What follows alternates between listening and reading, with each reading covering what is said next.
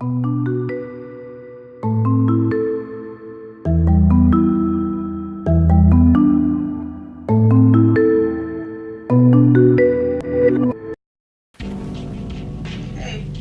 Sorry that took so long. it's okay. We had a problem with internet. I'm a neuroscientist, so I study the biology of the brain. And so when it comes to mental illness, I help people understand the biological markers of mental illness. So what I help people understand is that, our brain is really who we are, right? Everything that you do, how you breathe, how you talk, everything that you do is because you have a brain. And so when we talk about mental illness, it's because there has been a biological change in the brain, right? So we can look at other biological markers like the availability of neurotransmitters, so the chemicals in the brain that make your neurons talk to each other. There might be an imbalance in those that are causing you to feel a certain way. Cool. With, like you said, with like different chemicals within your brain that have you act how you do. For like schizophrenia and autism, how does that affect the brain exactly? So it's really complicated. Probably more than we have time today.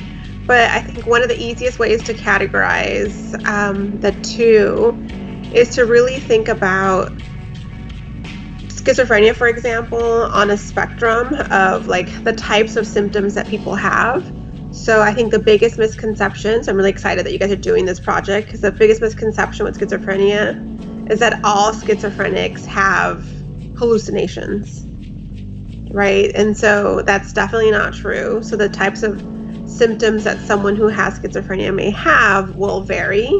And so when you see someone, they don't necessarily always have a hallucination. They're not hearing voices. They're not like, that certainly is part of the disorder, but it doesn't mean that it's present 100% of the time. So if we divide the symptoms into the types of symptoms that like cause someone to have a hallucination, whether it's visual or auditory, those typically have to do with abnormalities in or too much dopamine in like the frontal cortex. Then that it becomes really hard to distinguish between what's real and what's not real. Well, someone who has autism, now we recognize autism more on a spectrum, where we have we look at people and like really look at their symptoms, and instead of thinking about autism as a deficit, it really is about like how is their brain actually working, right? Because people who have autism are extremely smart and have a whole lot of talents. So their abnormalities in the brain are going to be like different parts of the brain may be functioning at a higher rate while others are compromised. So that's when it gets really complicated, because it's not just one system. It's going to be a complex set of systems. Hallucinations for schizophrenia, is it like childhood traumas, or sort of like images that they see within their own eyes? So, if you understand what I mean.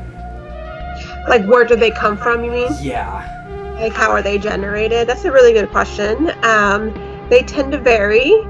They're not necessarily like they can't necessarily be pinpointed to one thing. You can't really say like, oh, all schizophrenics tend to have hallucinations that have to do with their childhood experience. Like it's not always that way. So it might be that they have voices in their head that are telling them to be paranoid. So like being paranoid is one of those symptoms. And so the voices are like making them question everything, right? So like in this case, so for example, we're having a good dialogue, you and I, but if I have a paranoid hallucination right now, I might have a voice like telling me like, what does he really want? What's behind the message here? Like, how is this going to affect me? Like, are the police out to get me? Is this the FBI? What's going on here? Right? So it really has to do with more than just childhood experiences. And people aren't seeing the same exact hallucination. So in fact, I think I have something to show you that might be helpful for your documentary.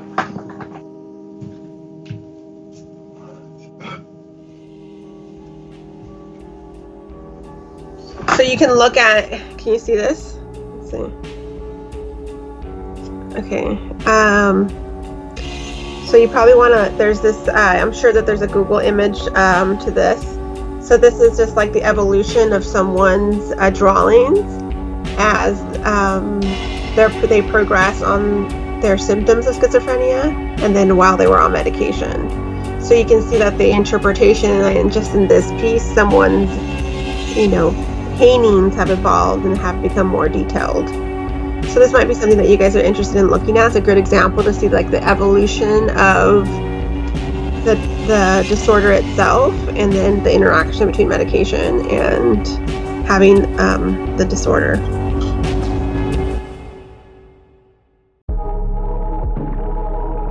I'm Emily. My illness is schizophrenia. Paranoid. That mine is more intense than others, or I've been odd since I was born. First time I was in a mental institute was when I was 14, when I tried to kill myself. From there, I just kind of got into the whole therapy thing. When I was at the institute, they said I just had a depression, but then when they got to know me, they figured out it was a bit different. Yes, and it does affect me in my normal life, but I've learned to cope. I'm 22 now, so I've had a couple of years to adjust. Here in Europe, in my part of Europe, in the wealthy part, we have free healthcare. So yeah, it was free, and I got food, and they were very nice. I'd say it's very different from person to person, since it's such a wide definition. I think it's very personal. One of the things that a lot of the doctors told me were for my benefit was that I'm quite smart, so I have an easy time figuring out many things in the illness than people that can't really comprehend like bigger things. But I'd say I'm affected every day, but I'm at university right now. I'm doing computer science, so I'm actually like trying, but it's difficult. I'd say the hard thing for me is that the more stressed I get, the worse it gets. And now at university, that's very stressful. So I have to really navigate reality and fantasy. Do people support you for like every day? It's like ups and downs. My parents in the beginning, they just kept on saying, every time I said it's because I'm sick, I'm not doing this on purpose, and they always said you're not sick. And now it's like the opposite, when I'm like, but this is true, and they're like, no, it's because you're sick, you think that, and that's horrible. I think that's really unfair of them to do. So it's like up and down. So they agree that I'm sick now, but now they kind of use it to invalidate my words. My siblings are like, I have a brother and a sister, and they're not really like, they don't really believe that I'm sick, but I don't really see them. Like, I haven't lived with them for the past at least 11 years, which makes it very fun for me to hear that they don't believe it, since they don't know me that well. I rarely talk with strangers about it. It's not really a thing. My partner is kind of supportive, but also sometimes it's like, oh, that's not because you're sick, that's just how people are. So kind of discredits it sometimes, but I just want people to just accept it and not try to change it, because that's not really that easy, you know. I just kind of have to accept it, and it's always okay to ask, so how is it? The worst thing is that everybody mixes up schizophrenia with DID, or like, you know, where they think I have multiple personalities. Personally, for you, for your hallucinations, what do you see? What I see when I hallucinate, it's like mixed up of two different like categories. I have like what I call like additions in the world, and like twisted reality, where I used to have a lot of hallucinations that were like shadows and figures I saw in the real world. I kind of started getting them a lot too after I started university, where I can look in the corner and I see like a shadow figure with like eyes and like a head and perhaps a nose and a little smile, just waiting. I used to see a lot of ducks, you know, quack ducks. They were all over.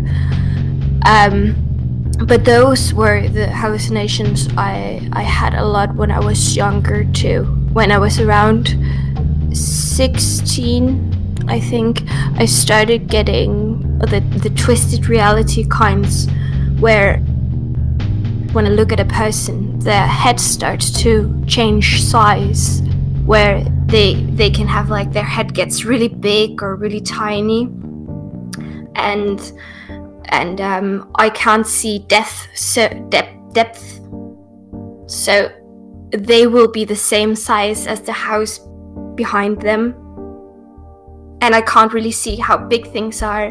Things can feel very big or very tiny, and it's all like just like on the sea, like woo. It's very hard to explain to people, because this is like something people just can't understand, because it's so far from reality. I sometimes thought about like if you can make a video with it with VR or something, so they could experience it, but that's just the hallucinations part. It's just, I think that's the, in quotations, like fun part, because that's the one where I can talk about it, and it's fun. It's not fun, you know, but it's kind of fun. It's not dark and traumatizing and like uncomfortable.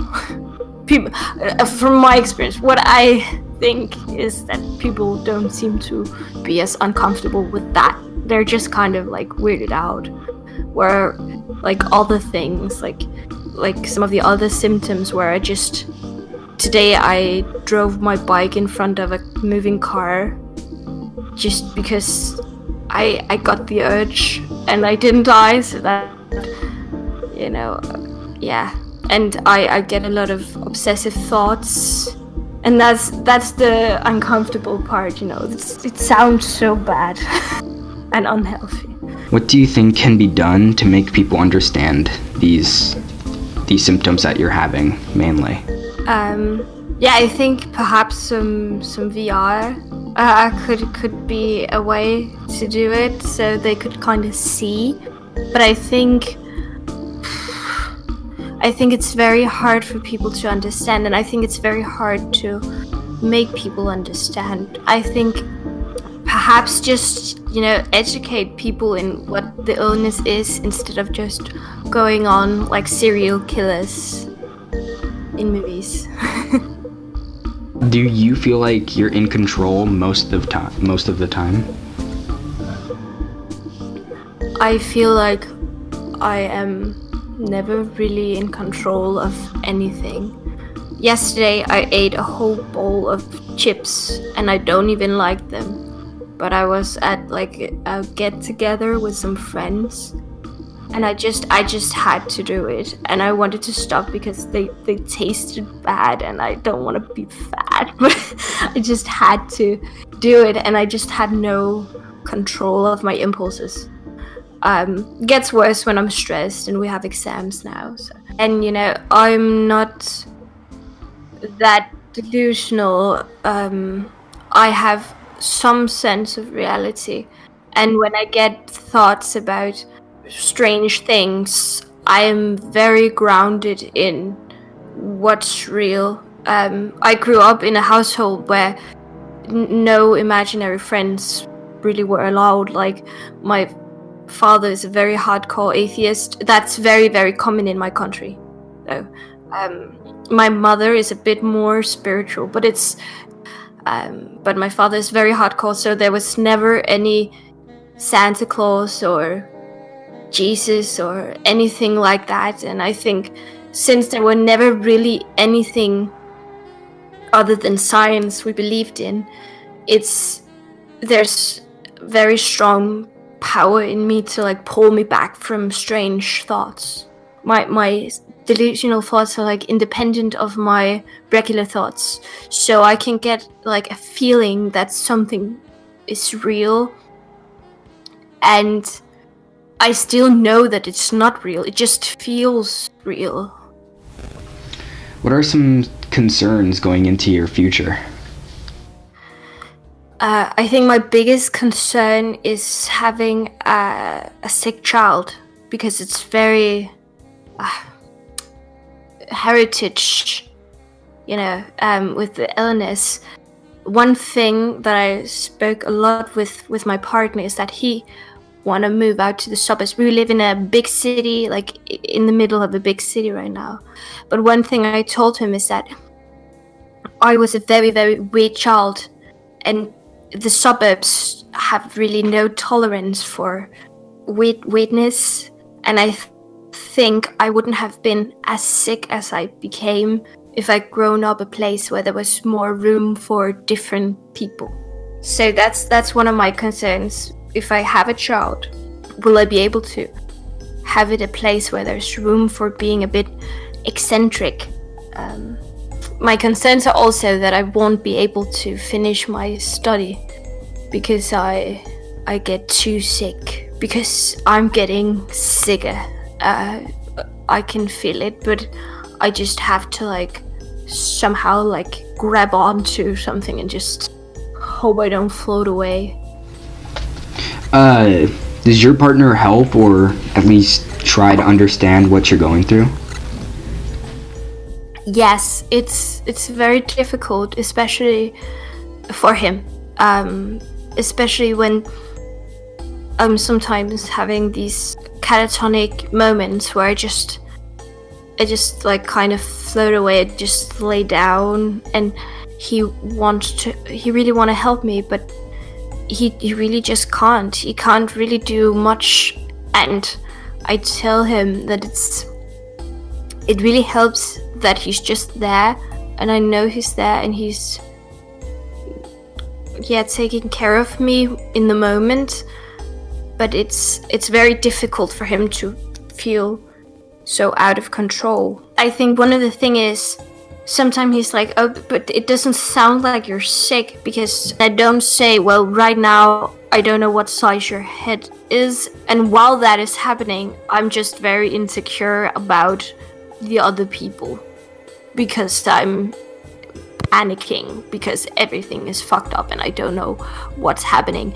Then I can tell him I feel so uncomfortable because I'm not really having a good time with these people if we're at a place and it's not really going well, and I get these experiences. I will say, it's just sometimes like if I'm not like having a conversation and connecting with someone, I feel very, very awkward. And he says, well, that's very normal. But then he doesn't know the part where I feel very awkward, because if I don't talk, I don't know where I am. It's like I fall into myself. What's an average day for you? If we should look at an average day for me, it would be that I wake up, and I usually have to use about 2 hours to get ready. It's pretty normal for a girl, but it's also because if I stress in the morning, I feel so uncomfortable that I can't leave the house. Sometimes I just get so anxious and so uncomfortable about the thoughts of being outside that I just have to stay inside because it's too overwhelming. So if I take more time in the morning and just eat breakfast, I feel better. And then I go to school. I usually buy groceries because it's nice to focus on something. To take a load off. Yeah, it feels I like just browsing the supermarket and listening to podcasts. That's something I actually really enjoy because it's like a task and it feels good to do normal things. Personally, what goals do you have going into the future? Well, my goals are to get a degree in computer science, preferably. I would be so happy if I made it, because I would feel after I started university, I feel like people can take me more serious, because now I'm not just a wayward girl. Now I'm a university student. I feel much more self-worth getting the degree, because I feel like what I say now has more value, because not everybody is good enough for computer science. It's one of the very hardest things. It's a very, very nice university, and it's very hard to get in. So I was very, very proud. And I feel like, now I can say, well, stick it, or whatever you say in English. I did it. What is your mental illness and how does it affect you? So I've been diagnosed with social anxiety, severe depression, bipolar, borderline personality disorder, and PTSD. It's a lot of stuff, and it's kind of hard to explain. It affects how I react to certain things, or I talk to people. It's hard to talk to people, especially with that list of stuff. Yeah. But I feel like I wish people were more open to understanding people with mental illness, because a lot of the easy monotonous tasks that you do every day are a lot harder for people with mental illness. Just even getting out of bed and brushing your teeth if you're having a bad day is so difficult. Yeah. So I don't know. I feel like there's a major stigma against a lot of people. Have these ideas. I feel created by media, or how people are portrayed in media. Have you seen that movie? What is it called? Split or something it's the guy with the personality disorder. But anytime somebody has a personality disorder in film, it's always somebody who's a killer or a murderer or something like that. But I have a personality disorder, and I don't feel like I want to hurt anybody or myself. It's just, it makes it harder to interact with people. What was your childhood like? So I grew up pretty average. I lived with my mom and my dad part-time. they weren't together too long. And mostly I just like went to school and like did what I had to do. I also went to a performing arts school when I was little. So my mom took a job in the office just so I could go there on a scholarship because it was private. And so I did that. And I like to sing and I like to draw and I like to do all that creative stuff. And I don't know, childhood was kind of average. Like I can't, it's kind of like foggy in my head. I can't remember too much of it. I think it has to do with a lot of trauma. I had a lot of like really impactful events happen in my childhood that like make it difficult to remember things. But overall, the things I can remember are pretty average. Yeah. What age did all of your mental illnesses really start like kicking in, like hitting you? So, I've always been like kind of, I don't want to say like not normal, but like I was never able to fully like befriend any of like the girls in my class.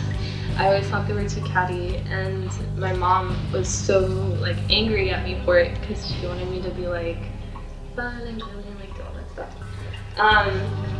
I think I realized that like the things that I felt were like real when I went to my like first therapy appointment, because after like talking and discussing with somebody that like wasn't in my inner circle, like I understood that like what I was feeling and like the way I acted that I thought was strange was like not just me being like weird or not normal, like, or that there was something wrong with me. Like there was a explanation for it. I always just thought it was like something like, well, I'm never gonna know. But like when I finally went to therapy for the first time, it was sort of set in stone, and that's like really important to me, that things are like that. Well, I know you do music. Yeah. So, in what ways have like your outlets helped, or have they helped? Oh man, they've helped a lot. Like I always need distractions. Like I fidget a lot, and like I think learning songs is easier for me to remember. But it's definitely helped me a lot. I think if I didn't have like art or music, I would be a lot more like sad. I definitely make a lot of like emotional music. Like that's my main thing. Like I just write what I'm feeling or what I'm dreaming about. And I don't know. I don't think I'm the strongest writer, but like it's definitely helped to like put it with me. Who would you say that are like your biggest everyday supporters? Definitely my boyfriend. Eric, me and him are like together. We've been living together for like 5 months now, and like whenever I have an attack, like he knows how to handle it, and I feel like we've kind of just revolved our lives around each other, so it's become like a lot easier. He's like kind of my keeper. Other than that, like I talk to my stepdad a lot. Like we talk about feelings and things, and he's always the voice of reason, because I never like want to admit that I'm wrong. And so that's just how your parents are. Like they always tell you when you're being dumb. Other than that, my inner circle is very small, because I don't like surrounding myself with people that aren't going to contribute to my growth. Yeah. So yeah. What is something that you think will help people try to understand? Especially when it's someone close to you, it's always good to just ask. Like, if something's wrong, like, it could honestly be more than just somebody having a bad day. I don't know, like, That's kind of a loaded question. There's so many different ways, and people are so different, and like there's not just one way. But I know, at least for me, like I try to be as involved as possible in like the people that I care about, their lives. So like when I know that something's wrong, I definitely try to like maybe push myself a little too much, but I try to like be there as much as possible. And I don't think it's something really for another person to understand, but once the person is ready and like ready to communicate what's going on, I think that's the best time. It's just being patient with like the people that you care about. And yeah, that's the final answer. What do you think more people should know about you? Me personally? Or Just like, kind of you as an person. Oh, yeah, I'll keep it simple. I'm not going to go deep on that.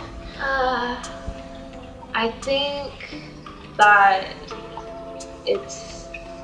there's more to me than just what I make myself. So like everybody has like a personality that they show people, but that's not usually what they're actually like. And so often like people push this like persona that's not necessarily the most true or genuine.